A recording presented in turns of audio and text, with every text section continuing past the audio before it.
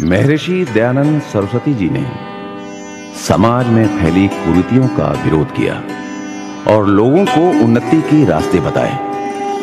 उनका मानना था कि समाज का प्रत्येक व्यक्ति श्रेष्ठ हो तो वो समाज, वो राष्ट्र निश्चित ही सफलता की ऊंचाइयों को छुएगा। सफल समाज और राष्ट्र की कल्पना महर्षि जी ने की और आर्य समाज की स्थापना करके विश्व को श्रेष्ठ बनाने हेतु एक उद्घोष दिया, कृण्वन्तो विश्वमार्यम्। महर्षि जी ने इस समाज के लोगों को रूढ़िवादिता, पाखंड आदि छोड़कर आगे बढ़ने के लिए प्रेरित किया।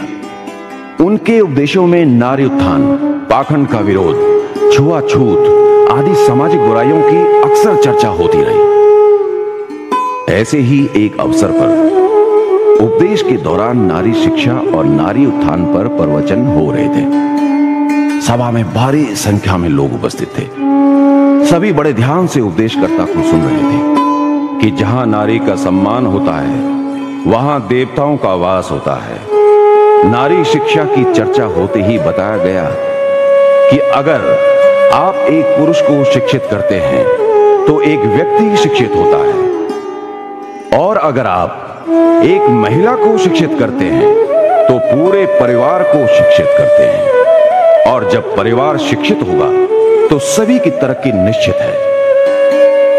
ऐसे ही विचारों से प्रेरित होकर एक व्यक्ति मन में निश्चय करता है कि वो अपनी पत्नी को शिक्षा ग्रहण करने के लिए प्रेरित करेगा।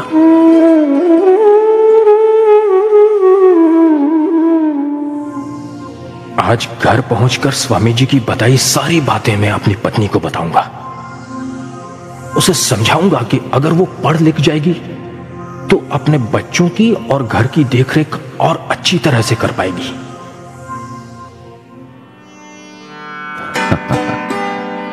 व्यक्ति घर पहुंचता है और अपनी पत्नी से बातें करता है। भगवान सुन, मैं आज आर्य समाज में ये सुनकर आया हूं कि हमें अपने घरों की महिलाओं व बच्चियों को अवश्य पढ़ाना चाहिए। लो, लेकिन हमारे समाज में तो औरतों के पढ़ने लिखने का रिवाज ही नहीं है। औरतें तो घर का काम काज ही कर ले तो बहुत है। नहीं, ऐसा नहीं है। बेशक हमारे समाज में ऐसा हो, लेकिन समाज में अब आर्य समाज ने चेतना ला दी है। और फिर तुम ही सोचो, तुम पढ़ लिख जाओगी तो तुम अपने बच्चों को भी पढ़ा दोगी। तुम भी क्या बात करते हो जी? मेरी स्कूल जाकर पढ़ाई करने की उम्र थोड़ी है, हैं? मैं स्कूल जाऊंगी या घर को देखूंगी? मुझे पढ़ाने की बजाय तुम बच्चों को स्कूल में पढ़ा लेना। पढ़ने लिखने के लिए तुम्हें कहीं भी जाने की जरूरत नहीं। तुम ऐसे ही अपना काम करती रहो और जब भी तुम्हें समय मिले मैं घर में ही तुम्हें पढ़ा दूंगा। लेकिन मेरा पढ़ना लिखना देखकर बाबूजी नाराज तो नहीं होंगे? और बताओ कि तुम मुझे घर में कैसे पढ़ाओगे? हो सकता है वो नाराज हों, लेकिन उसका भी कोई न कोई उपाय सोचता हूं। तो ठीक है, जब मुझे काम से बखत मिलेगा तो मैं जरूर पढ़ना लिखना सीखूंगी। कमला की माँ को तो मैंने राजी कर लिया, लेकिन अब ये देखना है कि कैसे पढ़ाया जाए। रात को अंधेरा होता है, घरों में बिजली की व्यवस्था नहीं होती थी और लोग लालटेन या दिया जलाकर काम करते थे। कमरे में लालटेन जल रहा है। वो व्यक्ति अपनी पत्नी को पढ़ा रहा है। देर रात तक कमरे में लालटेन की रोशनी देखकर उनके पिताजी परेशान हो उठते हैं। पता नहीं आज इस कमरे में यह बत्ती इतनी देर तक क्यों जल रही है। सुबह होती है और बाबूजी अपने बेटे को बुलाते हैं। अरे मोहन, इधर आ। जी बाबूजी। घर में सब ठीक ठाक तो है? जी बाबूजी, सब ठीक ठाक है। फिर कल रात देर रात तक ये बत्ती क्यों जल रही थी? जी बाबूजी, वो मैं कमला की माँ को पढ़ना लिखना सिखा रहा था। क्या कहा? बदतमीज, फिर से कहना। जी बाबूजी, वो आर्य समाज में स्वामी जी बता रहे थे कि अगर घर की महिला पढ़ी लिखी होगी तो घर की देखभाल और बच्चों की परवरिश ठीक ढंग से कर लेगी। चुप रहे नालायक, पता नहीं कहां कहां से क्या क्या सुनकर आता है। कहता है औरतें पढ़ी लिखी होंगी तो घर की देखभाल अच्छी तरह से कर लेंगी। क्या तुम नहीं जानते? औरतों का पढ़ना लिखना सीखना घोर पाप है। अरे तुम्हारी अम्मा पढ़ी लिखी नहीं थी तो क्या उसने घर की देखभाल या तुम्हारी परवरिश अच्छी तरह से नहीं की? नहीं बाबूजी, ऐसी बात नहीं है। मेरी अम्मा जी ने मेरी परवरिश व घर की देखभाल बहुत अच्छी तरह से की है, और ये उनकी देखरेख का ही तो फल है कि आज मैं सही निर्णय ले पा रहा हूं। बाबूजी, आपसे भी निवेदन है कि इस तरह की बातों पर विश्वास न करें कि औरत का पढ़ना लिखना पाप है। बस रहने दो।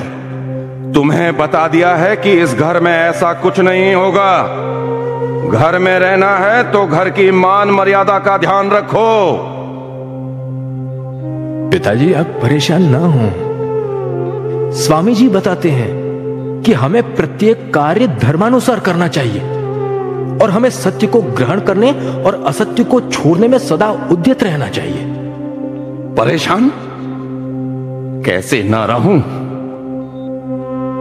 बेशक तुम सही कह रहे हो, लेकिन आज अगर नारी शिक्षा की शुरुआत हमारे घर से होगी तो लोग हमारा हुक्का पानी बंद कर देंगे, हमारा सामाजिक बहिष्कार होगा। क्यों बुढ़ापे में मेरी मट्टी पलीत कर रहे हो? लेकिन पिताजी, ऐसा क्यों होगा? हमें मालूम है कि हम कोई गलत कार्य नहीं कर रहे। जब लोग हमें तरक्की करते हुए देखेंगे तो निश्चित ही उनकी धारणा बदलेगी। अरे ये सब फालतू की बातें हैं। तुम अपने कार्यों में ध्यान लगाओ और घर में किसी महिला को पढ़ाने की जरूरत नहीं। ऐसा कहकर पिताजी चले जाते हैं और वो व्यक्ति उलझन में सोचता रह जाता है। पिताजी माने या ना माने, लेकिन मैं भी ये देखा कर रहूंगा कि नारी शिक्षा से हमें क्या फायदा होगा, और मैं कमला की मां को पढ़ा कर रहूंगा। कुछ न कुछ तो करना ही होगा।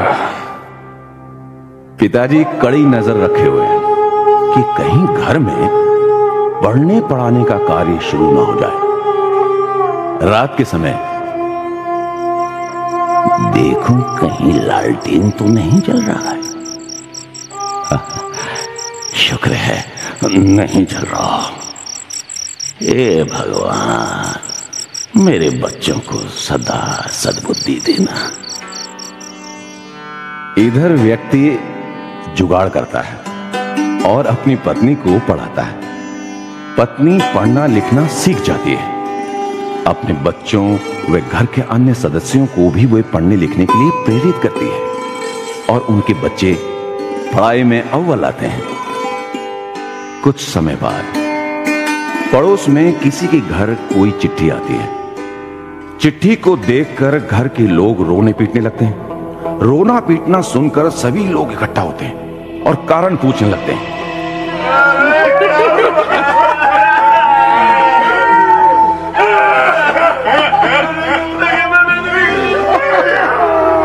क्या हुआ? तुम सब क्यों रो रहे हो? देखो बहन, ये चिट्ठी आई है। कमला की मां भी पहुंचती है। क्या हुआ बहन, तुम सब क्यों रो रहे हो? ये चिट्ठी दिखाओ, क्या है इस चिट्ठी में? वो चिट्ठी पढ़ती है और उसे चिट्ठी पढ़ता देखकर सभी हैरान होते हैं और आपस में बातें करते हैं। अरे बहन, देख देख, कमला की माँ चिट्ठी तो ऐसे पढ़ रही है जैसे अभी पढ़कर सुना देगी। चिट्ठी पढ़कर कमला की मां बताती है कि तुम्हारा बेटा फौज में कैप्टन बन गया है और परसों घर आ रहा है। ऐसा सुनकर सभी खुश होते हैं और रोना पीटना बंद होकर चारों ओर खुशी का माहौल बन जाता है। अरे सुनो बधाई हो, कैप्टन बन गया हमारे गांव का। अरे बहन, मेरा बेटा कैप्टन बन गया, कैप्टन। अरे बिरजू के बापू, जरा मिठाई तो मंगा दो। मंगवाता हूँ। अरे ले आओ ना मिठाई, खा के जाना। बहन, तुम्हें पढ़ना लिखना आता है? कहाँ से सीखा, कब सीखा? अच्छा हुआ तुम्हें पढ़ना लिखना आता था और तुमने पढ़कर सुना दिया, नहीं तो ना जाने आज क्या हो। बहन, मैंने पढ़ना लिखना अपने घर पर ही सीखा है। कमला के पिताजी ने मुझे पढ़ना लिखना सिखाया है। आर्य समाज में स्वामी जी ने समझाया था कि हम महिलाओं को शिक्षित होना बहुत जरूरी है। आज तुम्हें देख लो, बात खुशी की ही थी और अज्ञानतावश रोना पीटना मचा हुआ था। बिल्कुल सही कह रही हो बहन। सोचो, अगर आज इन महिलाओं को भी पढ़ना लिखना आता तो ये भी चिट्ठी पढ़ पाती और इतनी परेशानी नहीं होती। बहन, क्या हम भी पढ़ना लिखना सीख सकती हैं? बिल्कुल बिल्कुल सीख सकती हो। अगर तुम चाहो तो मैं तुम्हें पढ़ा दूंगी। उधर कमला के ससुर सारा दृश्य देख रहे हैं और वो वहां उपस्थित लोगों को बड़े गर्व से बताते हैं, देखा भाइयों, ये सारी समस्या मेरी बहू ने हल कर दी। पढ़ी लिखी है मेरी बहू। सभी आपस में चर्चा करते हैं कि वे भी अपने घरों में महिलाओं को शिक्षा दिलवाएंगे। शाबाश बेटा, मुझे मुझे मुझे तुम पर गर्व है। तुमने सही कहा था बेटा कि हमें सत्य को ग्रहण करने और असत्य को छोड़ने में सदा उद्यत रहना चाहिए। आज मैं भी कहता हूं कि हमें अविद्या का नाश व विद्या की वृद्धि करनी चाहिए। इस प्रकार समाज में चेतना आती है और उसी चेतना के परिणाम हमारे सामने हैं। सोचिए, आयोजन बहुत अगर प्रस्तुति महर्षि दयानंद सरस्वती जी ने नारी शिक्षा का बिगुल बजाया ना होता बालाजी रॉयल के तो क्या आज प्रधानाचार्य आ जाएं? एक महिला देश की राष्ट्रपति बन पाती? एक महिला देश की प्रधानमंत्री रही होती? एक महिला दिल्ली की मुख्यमंत्री बन पाती? एक महिला प्रथम आईपीएस अधिकारी बन पाती? एक महिला दिल्ली की मेयर बन पाती? एक महिला कभी एवरेस्ट की चोटी पर जा पाती? और तो और क्या एक महिला चांद पर जा पाती?